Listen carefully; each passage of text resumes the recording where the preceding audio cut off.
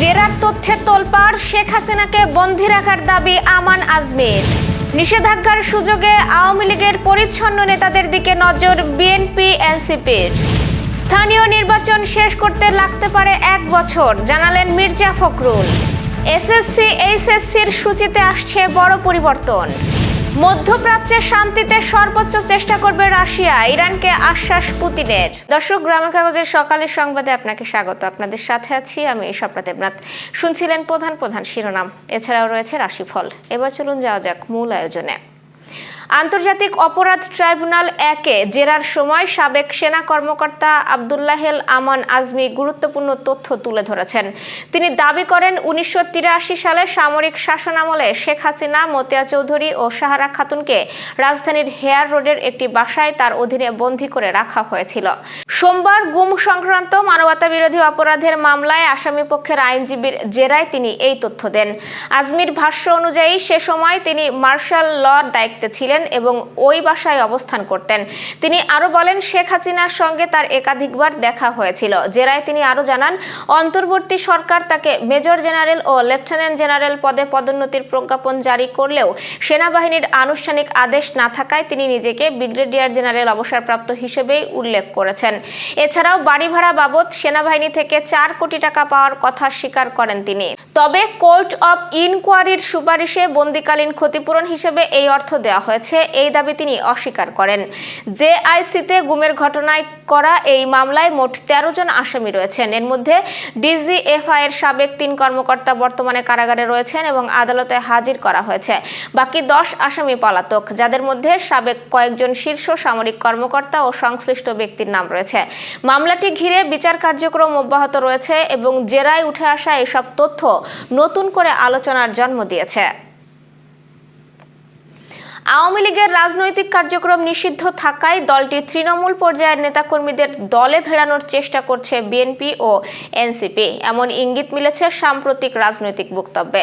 2 দলের নেতারা জানিয়েছেন, দুর্নীতি বা সহিংসতায় জড়িত নন এমন আওয়ামী লীগ সংশ্লিষ্ট নেতাকর্মীদের প্রতি তাদের আপত্তি নেই। বিশ্লেষকদের মতে, সংসদে আইন পাশের মাধ্যমে নিষেধাজ্ঞা বহাল থাকায় এই সুযোগ কাজে লাগাতে চাইছে দলগুলো। বিশেষ করে নতুন রাজনৈতিক দল হিসেবে এনসিপি একটি উন্মুক্ত প্ল্যাটফর্ম তৈরি করে বিভিন্ন দল থেকে নেতাকর্মী টানতে আগ্রহী। অন্যদিকে বিএনপি ও স্থানীয় পর্যায়ে নিজেদের শক্তিশালী করতে আওয়ামী লীগের পরিচ্ছন্ন নেতাকর্মীদের কাছে টানার চেষ্টা করছে বলে আলোচনা রয়েছে।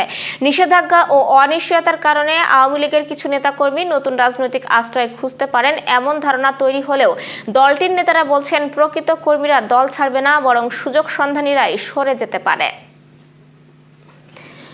অতীত অভিজ্ঞতার ভিত্তিতে দেশের সব স্তরের স্থানীয় সরকার নির্বাচন সম্পন্ন করতে 10 মাস থেকে 1 বছর পর্যন্ত সময় লাগতে পারে বলে জানিয়েছেন স্থানীয় সরকার মন্ত্রী মির্জা ফখরুল ইসলাম আলমগীর। সোমবার জাতীয় সংসদে ব্রাহ্মণবাড়িয়া 2 আসনের স্বতন্ত্র সংসদ সদস্য রুমিন ফারহানার টেবিলে উত্থাপিত তারকাচিহ্ন প্রশ্নের জবাবে তিনি এই তথ্য জানান।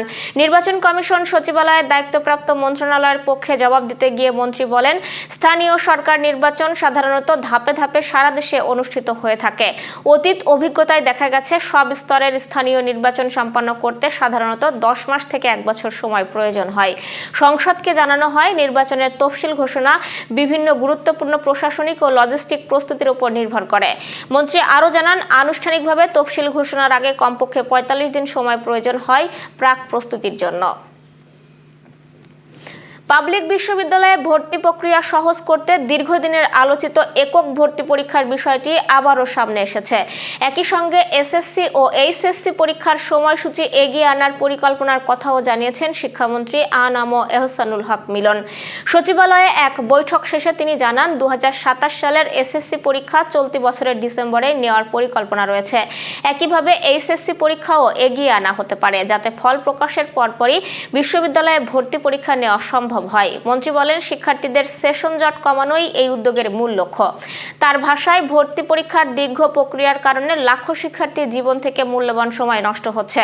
বর্তমানে এইচএসসি পাশের পর শিক্ষার্থীদের বিভিন্ন বিশ্ববিদ্যালয়ে ভর্তি পরীক্ষায় অংশ নিতে কয়েক মাস ধরে জেলায় জেলায় ঘুরতে হয়। এতে সময় ও অর্থ দুটোরই বড় চাপ তৈরি হয়। এই ভোগান্তি কমাতে কয়েক বছর আগে সরকারি বিশ্ববিদ্যালয়গুলোতে গুচ্ছ পদ্ধতি চালু হলেও তা পুরোপুরি কার্যকর হয়নি। বাংলাদেশ বিশ্ববিদ্যালয় মঞ্জুরি কমিশন এর তত্ত্বাবধানে গুচ্ছ ভর্তি পরীক্ষার একই সময় 24টি বিশ্ববিদ্যালয়ে অংশ নিলেও পরবর্তীতে কিছু বিশ্ববিদ্যালয় বেরিয়ে গিয়ে সংখ্যা কমে আসে। শিক্ষামন্ত্রী জানিয়েছেন, এই পরিস্থিতি থেকে মুক্তি দিতে সব বিশ্ববিদ্যালয়কে নিয়ে একটি সমন্বিত ভর্তি পরীক্ষার আয়োজনের বিষয়ে আলোচনা চলছে। এই লক্ষ্যে বিশ্ববিদ্যালয়গুলোর সঙ্গে বৈঠক করে চূড়ান্ত সিদ্ধান্ত নেওয়ার দায়িত্ব দেওয়া হবে ইউজিসিকে।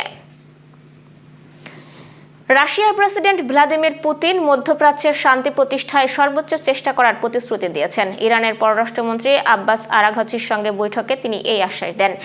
সোমবার সেন্ট পিটার্সবার্গে অনুষ্ঠিত এই বৈঠকে দুই দেশের পারস্পরিক স্বার্থ ও আঞ্চলিক পরিস্থিতি নিয়ে আলোচনা হয়। রুশ রাষ্ট্রীয় বার্তা সংস্থা তাসের প্রকাশিত তথ্য অনুযায়ী পুতিন বলেন, মধ্যপ্রাচ্যে দ্রুত শান্তি প্রতিষ্ঠায় রাশিয়া সম্ভাব্য সব পদক্ষেপ নেবে। এ সময় ইরানের জনগণের স্বাধীনতা ও সার্বভৌমত্ব রক্ষার সাহসিকতার প্রশংসা করেন তিনি।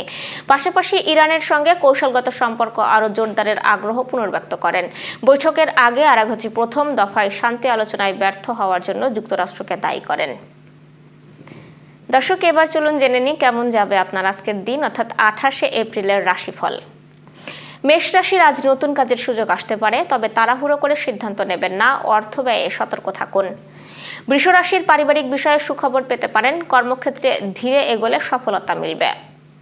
মিথুন রাশির যোগাযোগ বাড়বে। নতুন মানুষের সঙ্গে পরিচয় হতে পারে। ভ্রমণেরও সম্ভাবনা আছে। কর্কট রাশির অর্থনৈতিক দিক ভালো থাকবে, তবে অপ্রয়োজনীয় খরচ এড়িয়ে চলুন। সিংহ রাশির আত্মবিশ্বাস বাড়বে। কর্মক্ষেত্রে প্রশংসা পেতে পারেন, তবে অহংকার এড়িয়ে চলুন। কন্যা রাশির স্বাস্থ্য নিয়ে একটু সতর্ক থাকতে হবে। কাজের চাপ বাড়তে পারে এবং সময় মতো বিশ্রাম নিন। তুলা রাশির বন্ধুদের সঙ্গে সময় ভালো কাটবে। নতুন পরিকল্পনা সফল হওয়ার সম্ভাবনা আছে। বৃশ্চিক রাশির কর্মক্ষেত্রে চ্যালেঞ্জ আসতে পারে। ধৈর্য ধরলে সফল হবেন এবং ঊর্ধ্বতনদের সঙ্গে সম্পর্ক ভালো রাখুন। ধনু রাশির আজ ভাগ্য পক্ষে থাকবে। নতুন উদ্যোগে লাভবান হতে পারেন। মকর রাশি ঝুঁকিপূর্ণ সিদ্ধান্ত এড়িয়ে চলুন। পারিবারিক বিষয়ে দায়িত্ব বাড়বে। কুম্ভ রাশির সম্পর্কের ক্ষেত্রে ইতিবাচক পরিবর্তন আসতে পারে এবং দাম্পত্য জীবনে সুখ মিলবে। মীন রাশির কর্মব্যস্ত দিন যাবে আজ। সহকর্মীদের সহযোগিতা পাবেন, তবে মানসিক চাপ থাকতে পারে। দর্শক, এই ছিল এখনকার আয়োজন। সব খবর সবার আগে জানতে ও দেখতে চোখ রাখুন গ্রামের কাগজের ইউটিউব চ্যানেল ও ফেসবুক পেজে। বিদ্যুৎ ও জ্বালানি তেল ব্যবহারে সাশ্রয়ী হন। আপনার কোনো প্রশ্ন বা তথ্য থাকলে জানাতে পারেন কমেন্টে। এতক্ষণ সাথে থাকার জন্য ধন্যবাদ। পরবর্তী খবর দেখুন বেলা 1টায়।